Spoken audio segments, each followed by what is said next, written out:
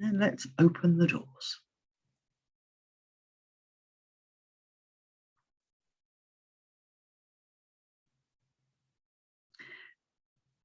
Good evening, everybody, and welcome to our Thursday evening seminar on a slightly chilly day in London here.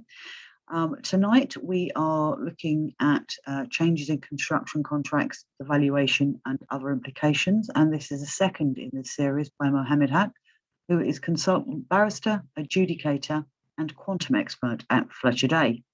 As always, he's happy to answer any and all questions you have. Please pop these into the chat or the Q&A facility in the bottom toolbar, and he will get to as many of those as he can at the end. Alternatively, if there's something that you'd like to ask Mohammed, but you don't particularly want to ask it in an open forum, you can see on the screen there his email address, which is mohammed.hack@fletcherday.co.uk. Please feel free to email him. He will always be happy to answer any queries that you may have. Okay, without any further ado, Mohammed, I'll hand over to you. Thanks, Julie, and welcome all for attending this evening session again with me. This is the second webinar of the series I'm doing on changes in construction contract. First one, I've tried to introduce the basic concepts, and as I've promised, the title says as well, that this is not only about changes in construction contract, this is about the evaluations and other implications as well. So we will take contracts one by one.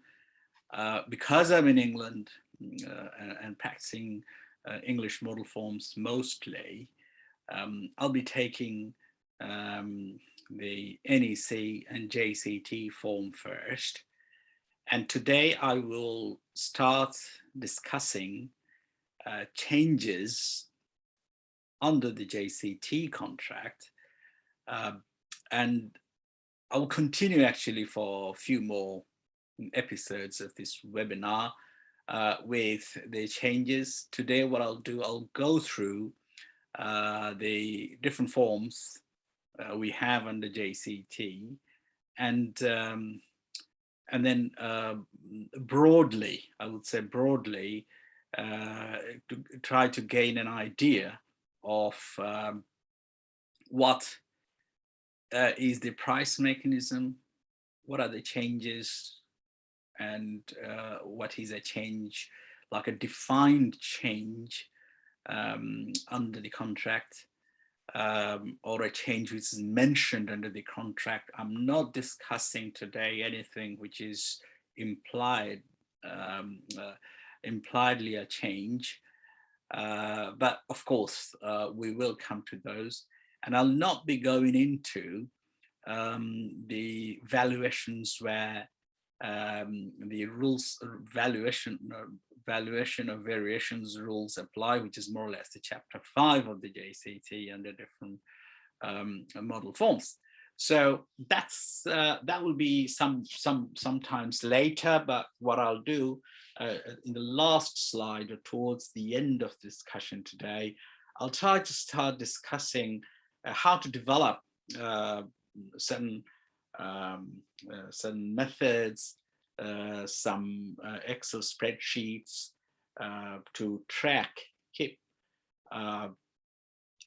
the contract under track for the purposes of primarily changes, but it helps for other things as well.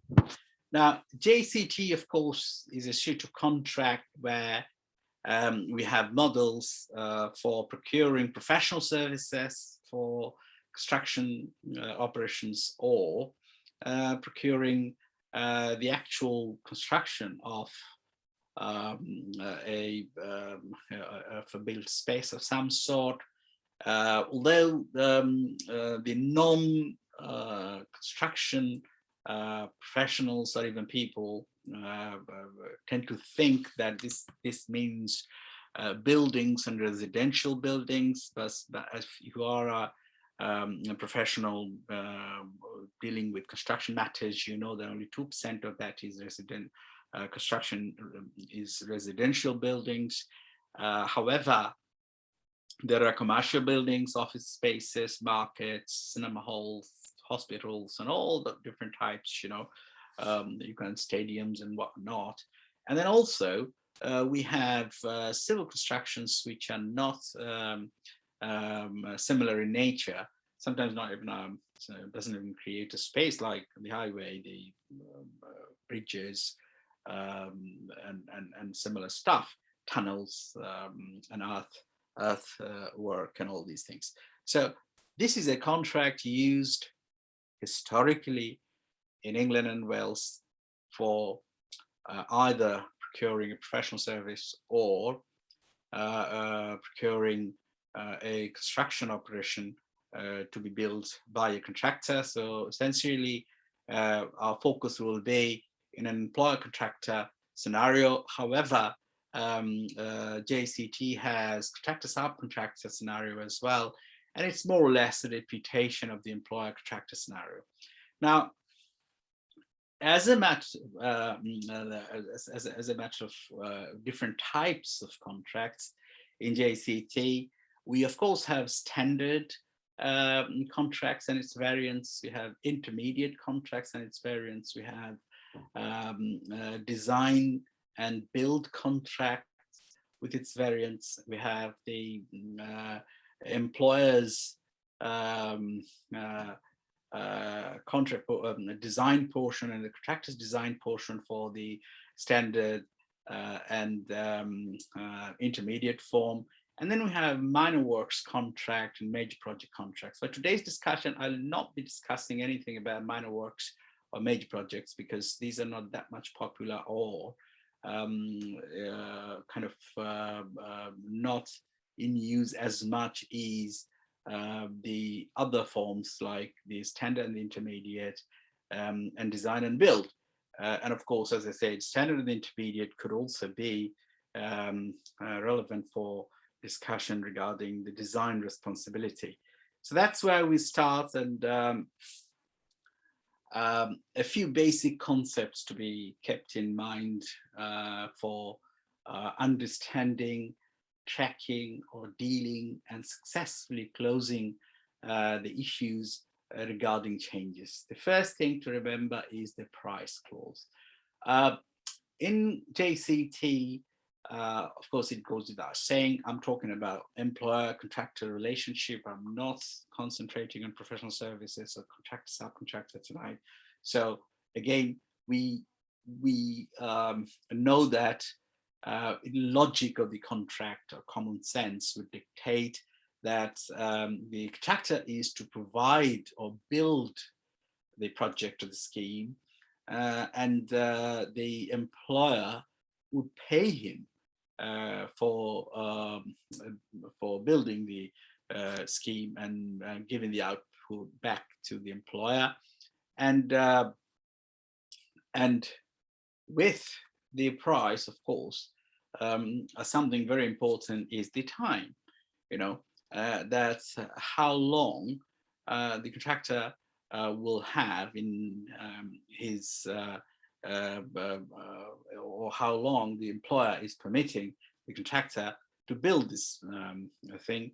And if you are familiar with construction contracts, you know that building, of course, would mean handing over as practically completed, meaning that the building is capable of use without much of an issue.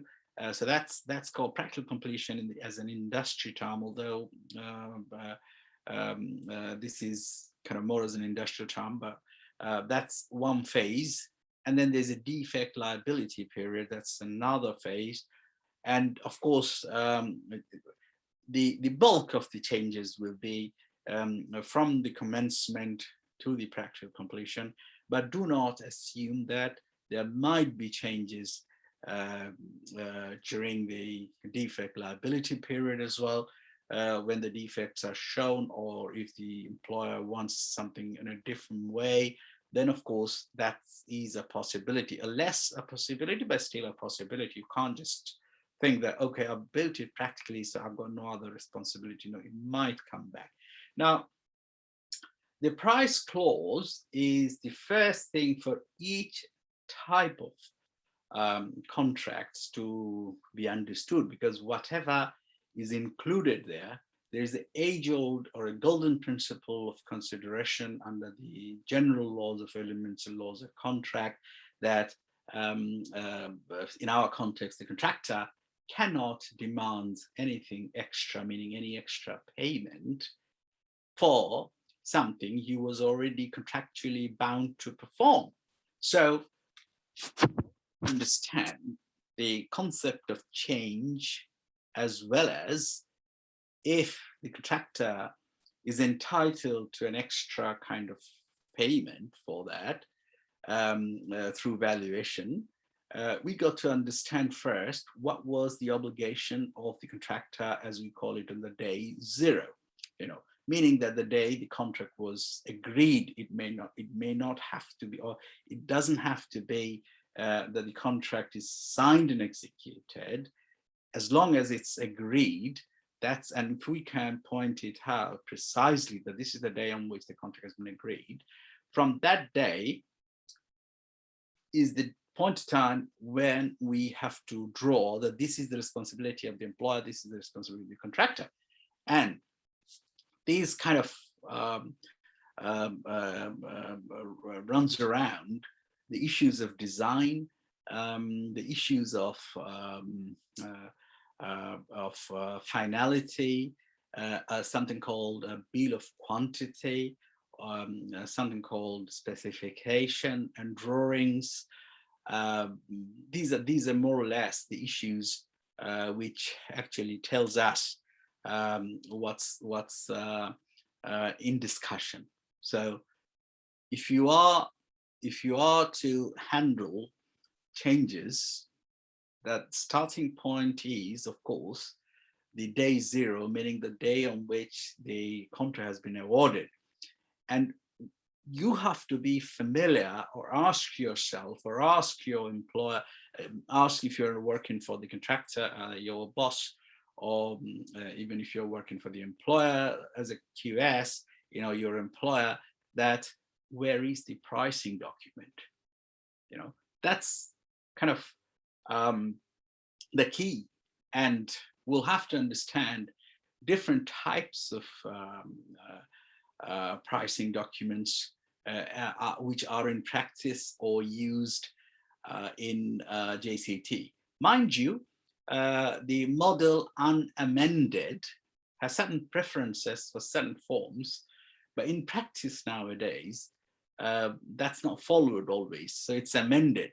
But my personal preference is, if you are following a particular model, a form within this suit, it's best that you do not amend it too much, and especially around the pricing issues, because that actually fundamentally changes the whole kind of dynamics of the contract. However, having said that, it's very, very usual a practice that in our adversarial world of construction, that the idea is to shift, meaning that transfer the burdens to the other side.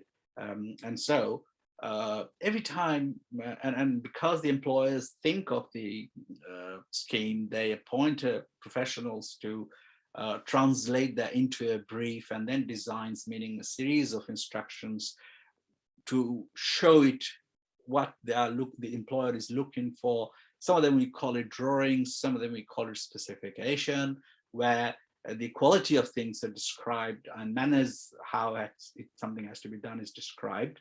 So all these comes into play, and as such, you got to be very, very, very, very much careful as to what you have signed up to and what have you transferred from the model, if there is, or the employer has transferred from the model or the usual form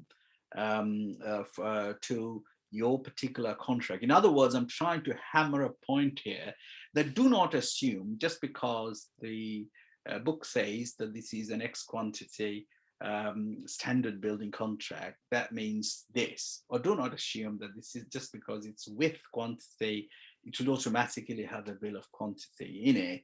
It could be that that's been changed. That's been changed. So and sometimes if you have many provisional sums in a particular lump sum contract, that essentially becomes a remeasurable one, because you got to sort of redo that part of it clearly. Now, I will briefly mention the different types of contracts we have here and different types of price clauses we have here. We have the standard building contract, that's the starting point. And standard building contract you'll have normally will be without quantities, and then there could be a possibility of the price clause to be with quantities, and then there could be a possibility of approximate quantities. So 3 options price clauses are available, 3 types in any standard building contract without quantities. What is meant by this? Without quantity. This is understood as the employer and his professional, be it architect or contract administrator, throws the drawings and the design specifications to the contractor and said, you price it. So no quantification is done, neither by the employer nor by a QS employed by the employer. Even if a QS is there, he will not do that. What they will do is just simply throw the drawings and the design. Okay, if you're lucky, you might get a activity schedule, but that may not be. So this is the drawing. These are the specs. Now you decide how much you need. Now, many a times the contractors, what they do, and that's where the problem starts, that they just think that just after continuing as a specialized trade subcontractor, that now I can become a contractor, because contractors do not do anything. They just procure it from the subcontractors, add a percentage of value, and send it back to the employer. Well, whilst it's working very nicely for the major contractors, of course, within the country, because they have their in-house capacity to analyze and create a bill as per the standards, or have the in-house capacity to redefine the activities from the drawings and the designs and the specs, the chances of mistakes are minimum. And as such, they're in the capacity to take that option. And then, having that exercise done in-house, what they do, they then tender it, packaging it under different packets and tender it to different subcontractors. And then they just manage it, fine. And when they're procuring the subcontractors, they're pretty sure what's needed. And rather than bargaining on the price, that no, this not be done, that not be done, they try to ensure in the pre-contract meeting, the major contractors in the country, that the subcontractor understands their responsibility, and they want from them that how would you be able to demonstrate to us, to our satisfaction, that with this price you will be able to achieve it with this much quality. So the other advantage of these major contractors are that when it comes to materials, they've got bigger accounts with the builder merchants, so they can afford to sort of and take the kick or the problem with any change in the material supply chain or in the specification, because they take minute kind of note of these. Now, if you are somebody who doesn't belong to that, first thing to remember when we're talking about the pricing, and if it's without quantity, then just go and find out and create, if you're a contractor, of your own bill, a bill of quantity. Okay, ideally speaking, just as being given by the new rule of measurement. Earlier it used to be SMM, the final version was 7, and then now we call it a new rule of measurements. If you're not familiar with some of them, you are international. I know you may not have idea of what it is. It's a very, very simple thing. It's divided all the kind of activities under the construction world on different subheadings. And simple model, if it's NRM, we are talking about a building, let's say, starts at subsurface, or it starts at taking on the possession and demolition and some preliminary work of so that the work can start on site. And then, of course, it goes to subsurface. It then goes to earthwork and all these things, and then drainage and also things, and then the things on the landscape surface, then on top, then the floors, and finally the roofs, and then the windows, the doors, and the other things, then the interior, So it's just a subdivision. And if you are a construction professional, it should be like fun for you to go through, rather than no. I mean, I sometimes get so surprised that more and more modern time QSs or contract professionals, they do not consult the standards, like I say, for the NRM, for the building industry. It could be CISM for the civil industry. It could be highways bill for the transport sector. So there are different types of kind of standards and bills created. If you are the contractor, if you are setting up a price, which simply means your cost plus profit, you got to create a bill of quantity. And one vital and important thing is try to capture all these site-related expenses, which is obviously known as prelims, which you cannot allocate onto a particular item. Simple, And if you think that from the drawing you cannot find out what the quantities are when you are tendering, go back and say that I can't find the quantities, so the item will be provisional sums. So as and when it will be fixed, you get the advantage of pricing it later on.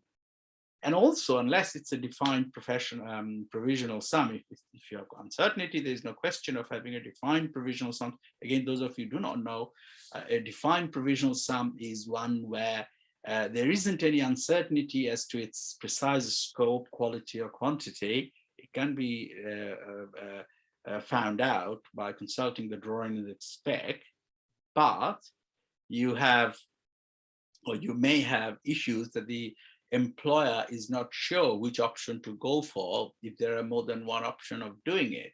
So they might say, okay, put it at full price of two different types things. Let's say we're talking about a bathroom, so internal decorations, 2 types, talking about a swimming pool of 2 different types, heating of 2 different types, and then keep it as a provisional, one of them as a provisional sum, and we will just tell you which one we want when the actual time comes. So that could be a defined professional provisional sum, and you have to mention in the contract that it's a defined one, which means that you have to allocate time and prelims for them.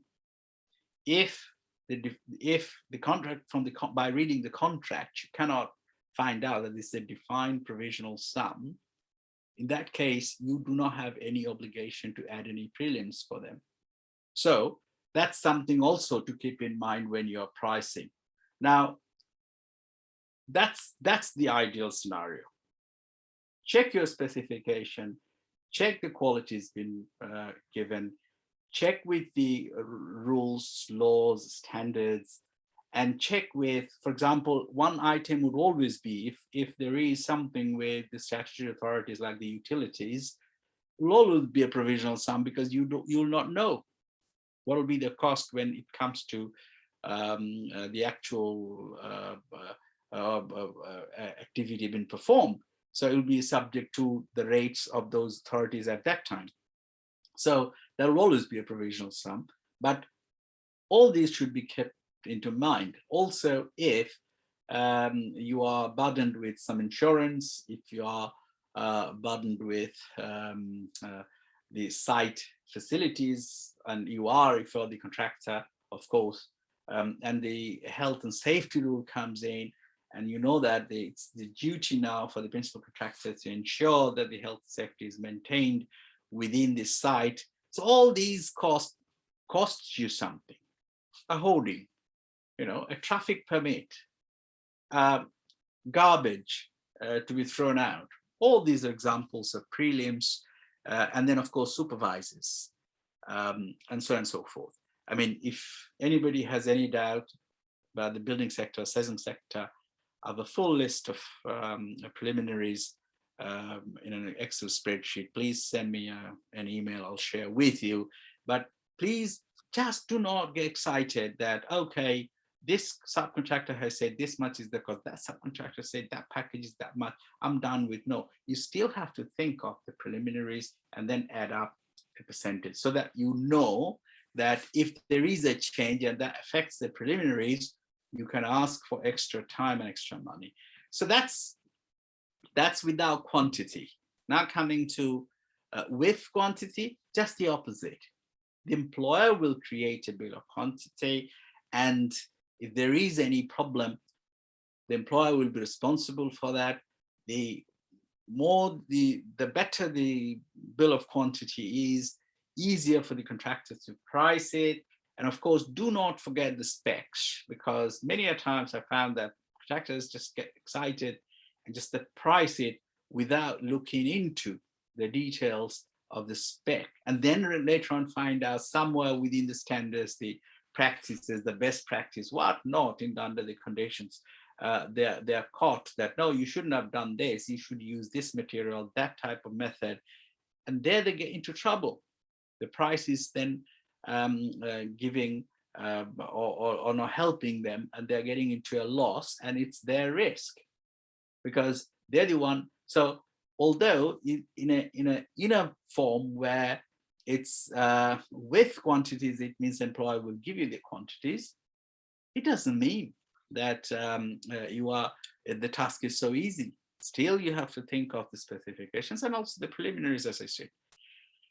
Then the standard has another type, of course, that's called approximate quantity, which is like it happens where early kind of contracts are negotiated, and many of the items are still on developing, but due to some reason, the employer wants the site works start at the beginning, at the earliest. So that option is taken. That is a remeasurable type of contract, meaning that once the design process is complete, it will be, the quantities will be remeasured, and that remeasurable quantity should be done jointly. That's what the model expects and throws in. However, as I said, sometimes it's changed by the draftsman, but that's the standard. And I will come back to this when the valuation point comes. Then we have the option of the intermediate, which is something similar to a without quantity contract, with quantity contract, but apologies, with quantity contracts, but more and more the employers, they use the intermediate, and then they say, please price the drawing and the design. So it essentially becomes a contract like without quantities, okay? And then we have the ever increasing, more popular form of design and build. This is a very new one. It has been added only in 1990s. The historical reason being, we cannot have turnkey contracts in this country because a scheme cannot be tendered till you get the design up to the stage of REBA where the contractor can price it. Okay, so still it's not a turnkey that, I don't know, I want a building of these many rooms, just go and build it. No, you can't do it like that.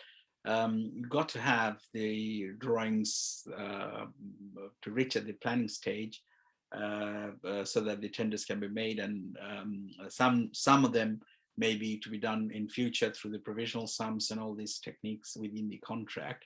But it's getting more and more popular because the employers, they shift their design responsibility, and all they need to do is just to define the employer's requirements.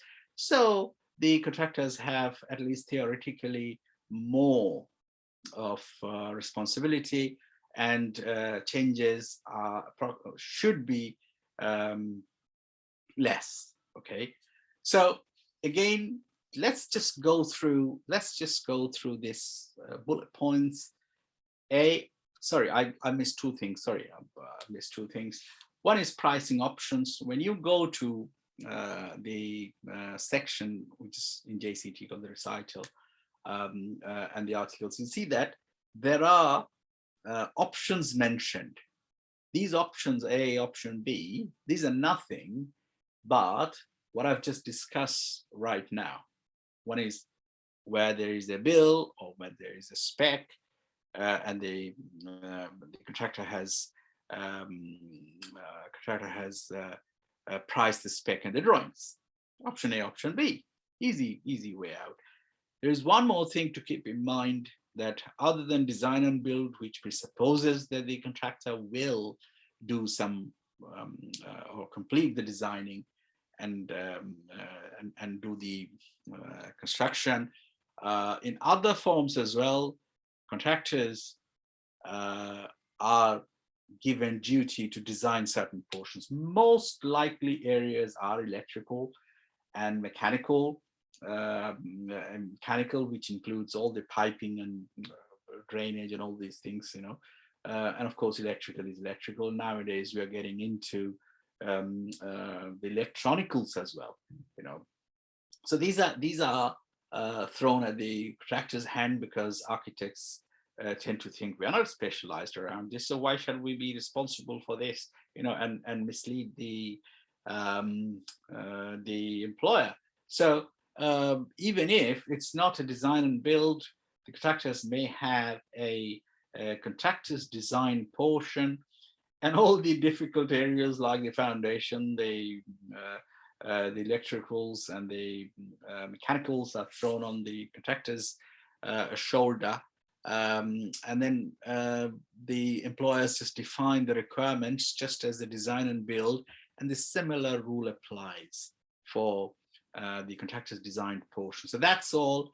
And scope, meaning the specs, the drawings, the rules, regulations, standards, all of these comes under scope, including, like I said, your obligation and something like health and safety, something like employer's responsibility for the laborers, keeping things safe and secured because you are essentially having the possession of this site, and all these will come into it.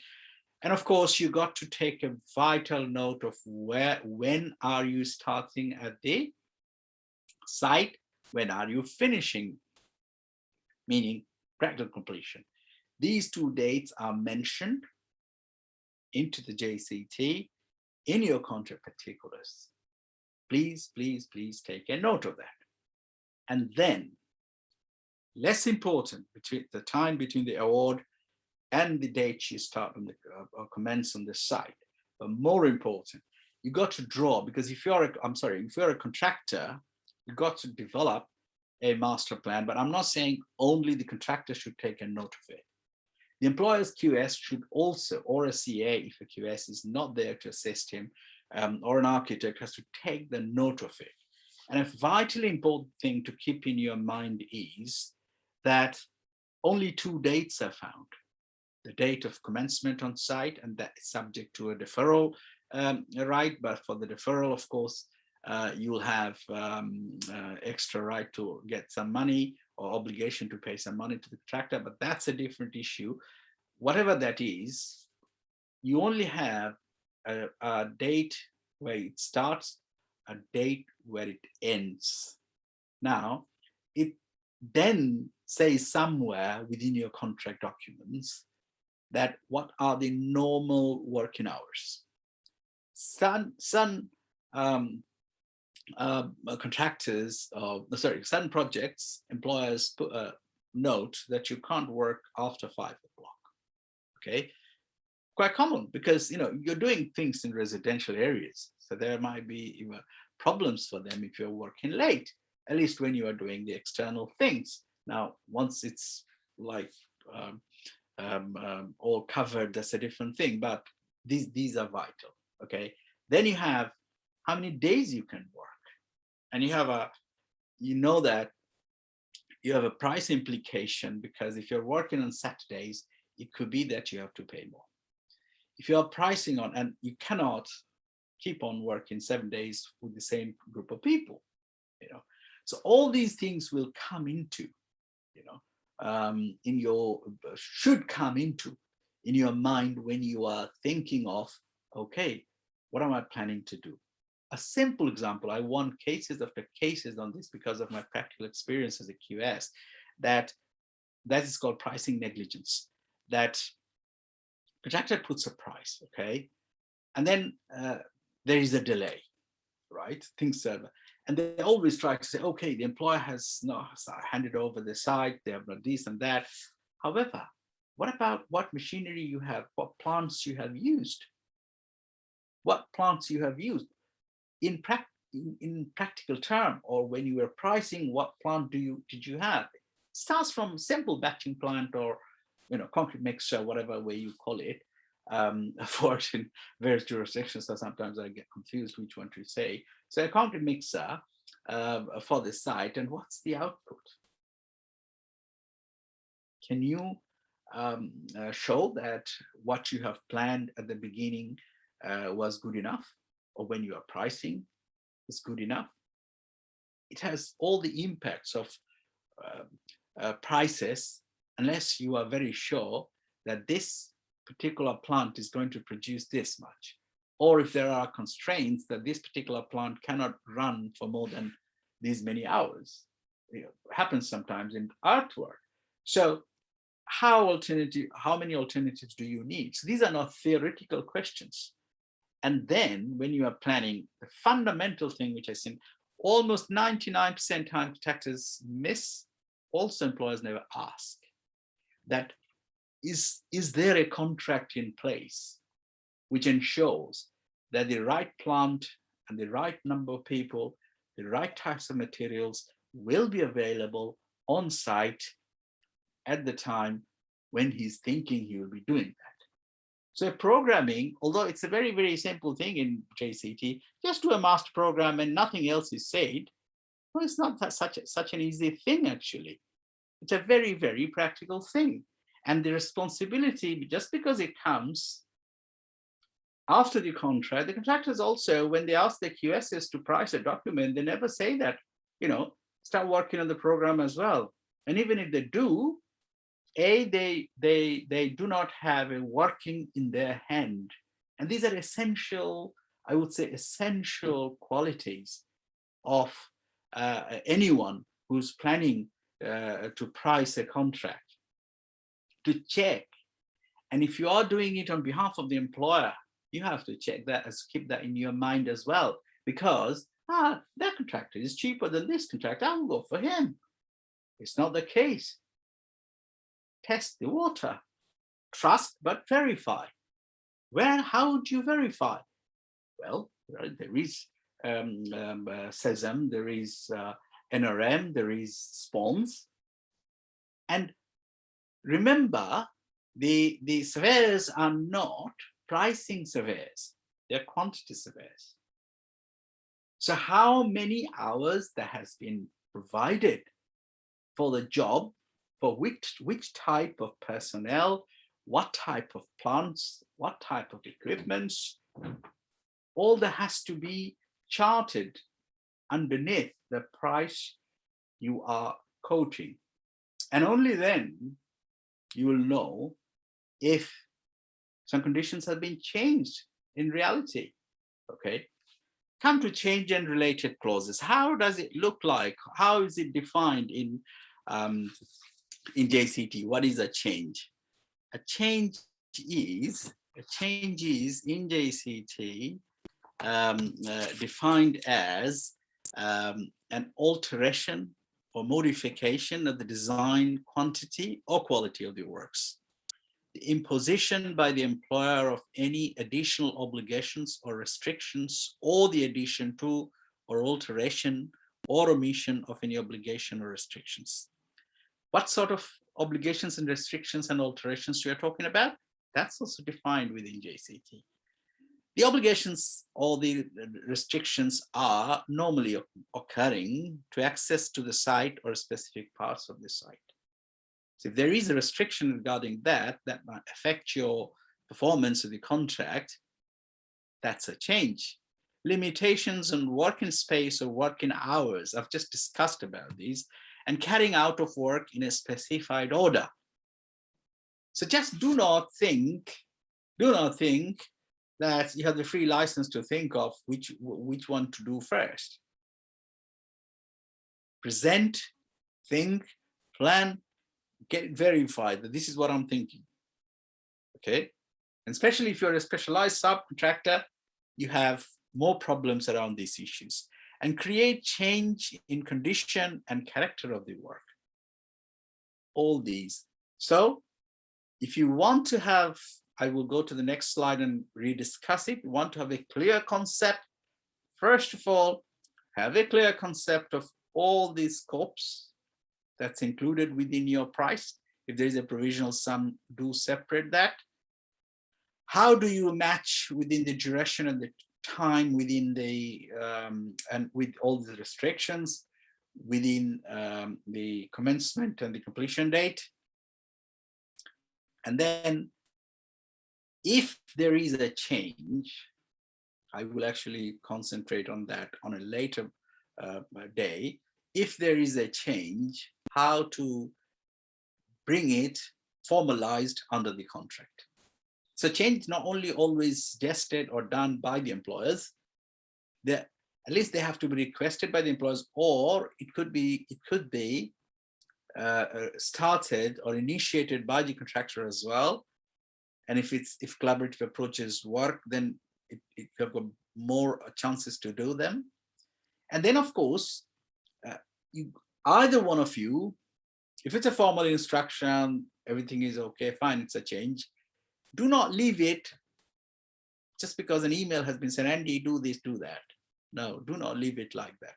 If there is an email like that, there's a procedure. I will, as I said, I will deal with it separately in a very detailed manner in a later webinar, but do at least send back an instruction, which is a contractor's variation instruction. Okay. And then if there is a time implication or other implication, keep the contract under revisions, including the date for completion. Vitally important, this one. Okay. We've already discussed, I'm just discussing or trying to discuss a method through which we can slowly start developing trackers. So we can have an Excel spreadsheet on the price where we will include which option we are in, must know, and then who did the quantification, then a tab, or more than one tab, the specifications and the